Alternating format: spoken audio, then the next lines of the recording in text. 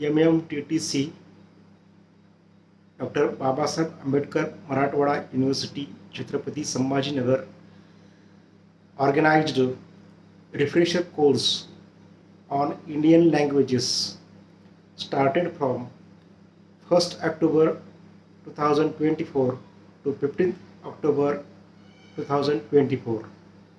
I, Mr. Pulambe Sanjay Balasaheb, Assistant Professor in English, Sri Sant Gajanan Mahavidyalaya, cordially welcome Honorable Professor Satish Patil Sir, Director, Malviya Mission Teachers Training Center, Dr. Babasaheb Ambedkar Marathwada University, Chhatrapati Sambhajinagar. Course Coordinator, respected Dr. Bharti Gore Ma'am, Assistant Director Dr. Mohammad Rafi Sir, Dr. Gaurav Jadhav Sir, along with my dear co-participants.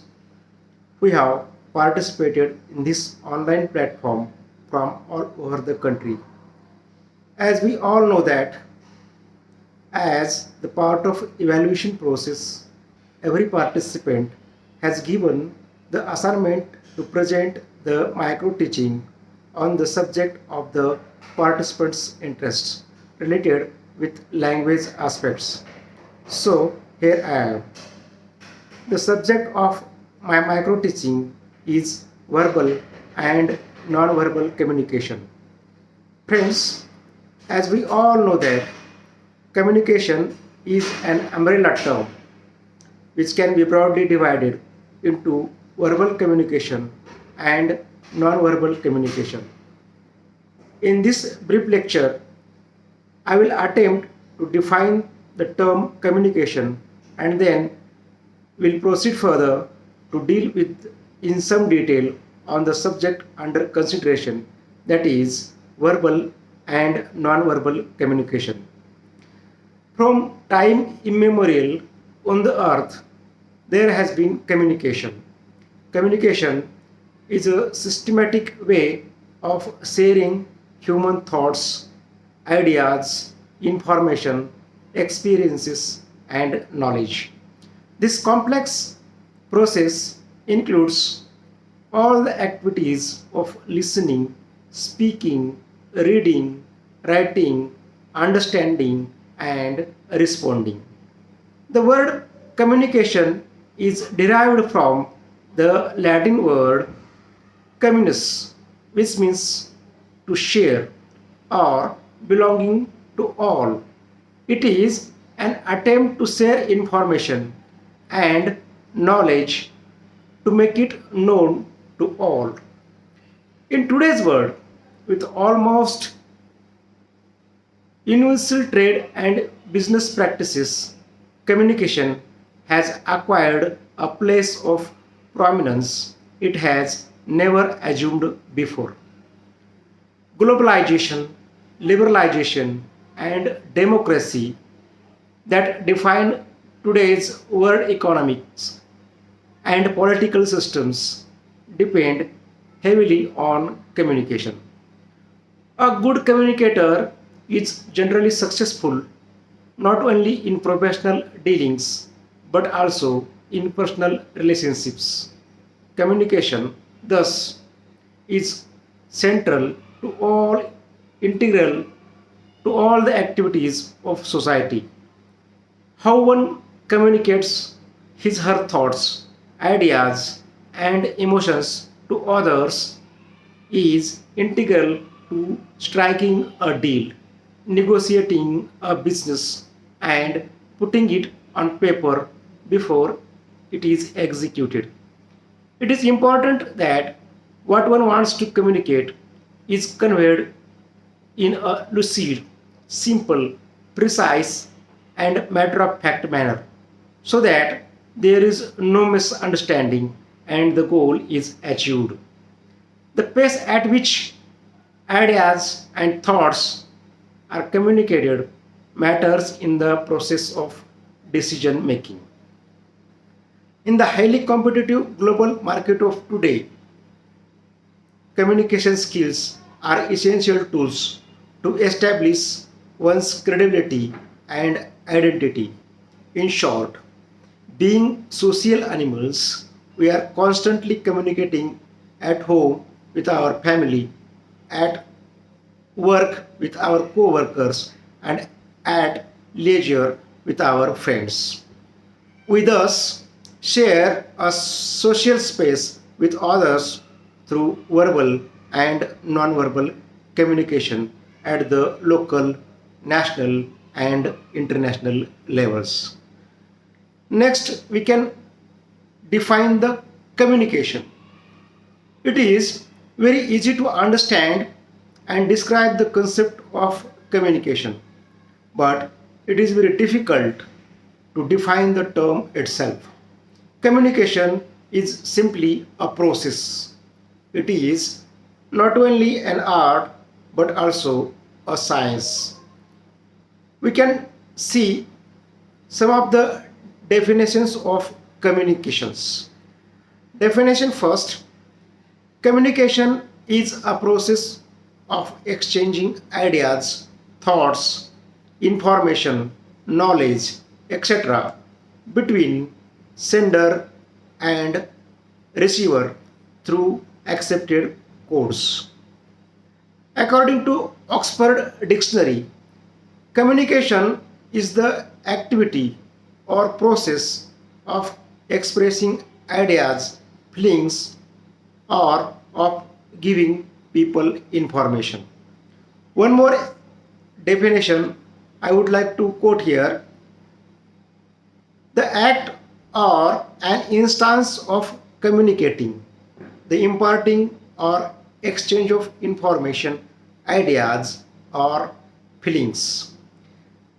Based upon this definition, let us use this definition to identify a few of the essential elements of all communication process. It means that how does the communication process took place?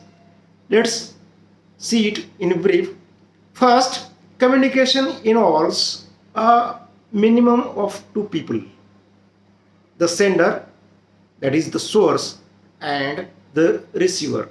Second, the sender transmits or conveys or sends the message to establish common and shared knowledge. Third, knowledge can be shared only if the receiver understands the meaning of the message, which means that understanding the message, meaning of the message, is as crucial as its transference. Next, while communicating, there are chances of misunderstandings that may occur due to misinterpretation of the message. Keeping all these factors in mind, let us now look at the process of communication. The process of communication involves the following steps. Step number first: ideation. The first step in the communication cycle is to have an idea with the sender. The sender may be an individual or a group of people. It could also include mass media, a business organization, a government, educational, religious, or political organization, etc. The sender's idea is to be sent to the receiver through a proper channel. This first step is called ideation. Step 2 is encoding. The sender's idea is converted into a message which can be transmitted. This step is called encoding. Here the sender has to take care of the symbols and signs to be used for encoding. The sender should also ensure that the symbols and signs are familiar to the receiver for the process of communication to be effective. To encode, is to put an idea or thought into words, images, or symbols which would be acceptable to the receiver. It is only after encoding that an idea takes the form of a message. Encoding, thus, is a process of packaging an idea into a message to be conveyed. The next step involved in the process of communication is channel. The message is transmitted through proper channels, that is, or media. The media or channel is the means of communication, such as spoken, written, electrical, digital, etc. Depending on the purpose of the message, the sender selects the best medium that suits it. Next step in the communication process is decoding. Once the message is received by the receiver has to understand the original idea. For this, the receiver will decode the message. Accurate and effective communication can occur only when both the sender and the receiver attach the same or similar meanings to the symbols in the encoded and the decoded messages. The next and the last step in the communication process is feedback. For the process of communication to be complete, the sender has to receive a response from the receiver, which is called feedback. In this step, the receiver relays information back to the sender. In this step, their roles are actually reversed. The receiver takes on the role of the sender, and the sender now receives a message. This is the most essential step in the entire communication process, since it completes the cycle of communication. Next, we have verbal and non-verbal communication. There are broadly two types of communications, verbal and non-verbal. Verbal communication refers to spoken and written communication, and non-verbal communication signifies the body language that includes posture, gestures, and facial expressions. An effective act of communication makes use of both the verbal and non-verbal aspects. Verbal communication can be further divided into various kinds: formal communication, informal communication, one-way communication, and two-way communication. The first two kinds are dependent on the context of communication. The way you speak or write to your siblings or your friends is an example of informal communication. When you communicate with your teachers or employer, you use the formal variety.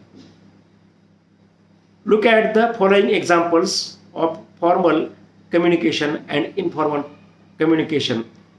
First, all the invitees are requested to report at the reception as soon as possible. This is the example of formal communication. Example 2, guys and girls get to the reception. This is the example of informal communication. In some instances, communication takes place only in one direction. In the act of reading a book is probably the best example of this. In this case, the communication is one-way process. In one-way communication, the receiver of the message has no chance whatsoever to give feedback, to communicate his/her response to the sender. In two-way communication, we have complete communication cycle. where the receiver sends the feedback and the cycle may continue to take the process of communication forward. A job interview or a group discussion is a good example of two-way communication. Now let's move on to non-verbal communication. As we have already discussed above, non-verbal communication doesn't use words. It has five components, namely kinesics, proxemics, chronemics, paralanguage, and appearance. It means that the entire non-verbal communication is related with these five components. We will deal with these one by one. First, we have kinemics. Kinemics involves gesture, postures, facial expressions, body language, etc. Gestures like shaking a fist to show anger, nodding one's head in agreement or disagreement, etc. denote specific messages. However, not all gestures have specific meanings. Many gestures are abstract and may not carry any specific meanings. Postures reflect your body position and they add to the communication process by reflecting your state of mind, attitude, etc. For instance, a straight, erect posture conveys your confidence. On the other hand, a discouraged, tired, and worn out person can be recognized by his her dropping shoulders and protruding stomach. Eye contact is another important element. Looking straight into the eyes and saying something signals trust and truthfulness. One's eyes can express focus, receptiveness, or distance. Eyes are the biggest feedback maker for a sender.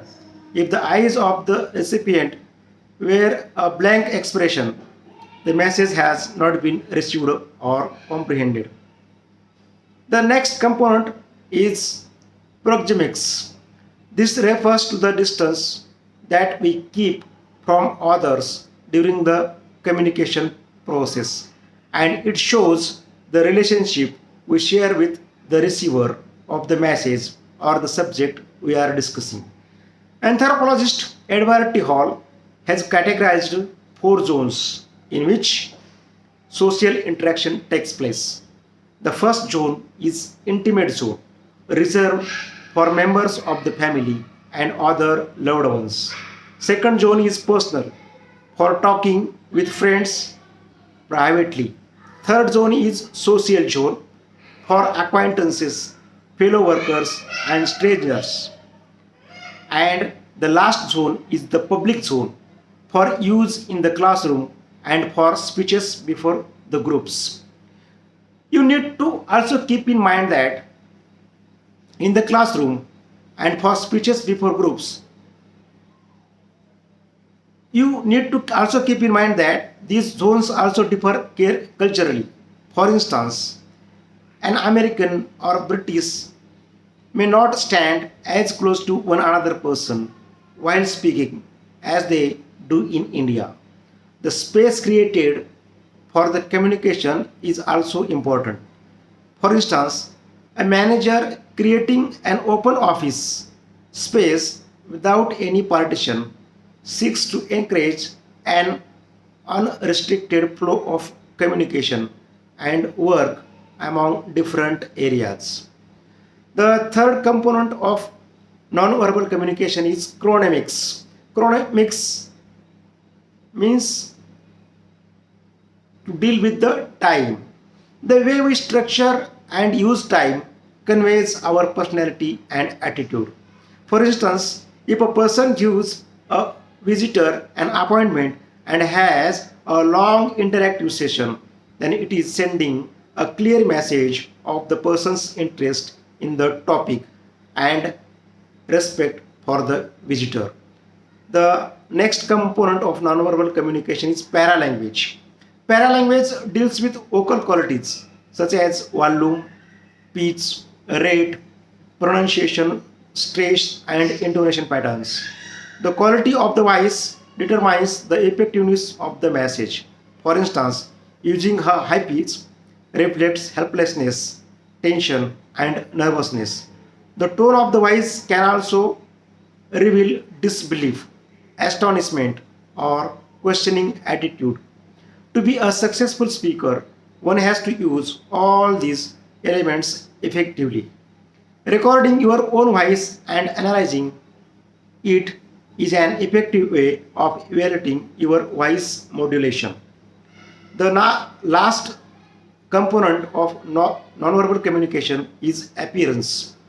Your appearance during the course of communication also reflects your personality. One's appearance may put the receiver in a receptive or a hostile mood. Appearance always forms the first impression of a presenter in the minds of the audience. A well-dressed, elegant person, therefore, makes good impression on the audience. It is the reason why certain dress codes have been established for formal and informal occasions. Generally, at the workplace, people are formally dressed. Situation dictates the type of clothes one needs to wear. For instance, during interviews, presentations, or during formal situation, it is understood that formal clothes needs to be worn. To conclude, communication plays a vital role in operating the big and trivial issues, same in formal and informal mode in different walks of life. Though today we saw advance in verbal communication, the place of non-verbal communication is irresistible. It is non-verbal communication from which the verbal communication emerges. Both the verbal and non-verbal communications are complementary to each other. Each one is incomplete without one another. I am humbly grateful to the entire team of Malvi Mission Teachers Training Center, Dr. Babasaheb Ambedkar Marathwada University, Chhatrapati Sambhajinagar, for providing me an opportunity to present the micro teaching on the subject chosen by me. I also thanks all the co-participants for their mutual trust and unconditional support all through the course. Thank you. Thank you once again.